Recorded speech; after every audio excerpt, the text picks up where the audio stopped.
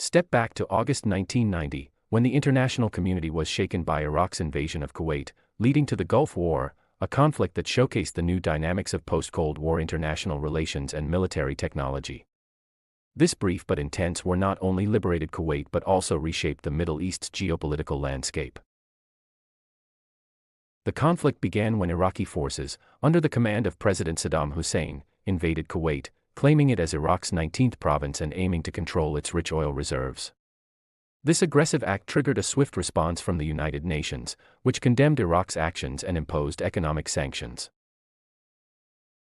With Iraq refusing to withdraw from Kuwait by the UN-mandated deadline, a coalition of 35 countries, led by the United States under President George H.W. Bush, launched Operation Desert Storm in January 1991.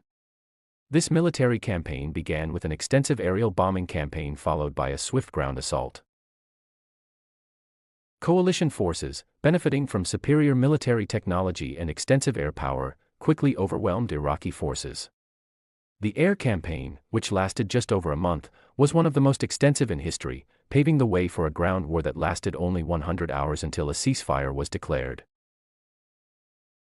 The Gulf War was notable for its live television coverage, bringing images of precision bombing and nighttime combat directly into homes around the world. This media exposure and the war's perceived success significantly influenced public perception and military strategy. Environmental destruction was a significant and tragic consequence of the conflict. Iraqi forces set fire to Kuwaiti oil wells, causing massive pollution and economic loss. These fires burned for months, symbolizing the war's devastating impact on the region.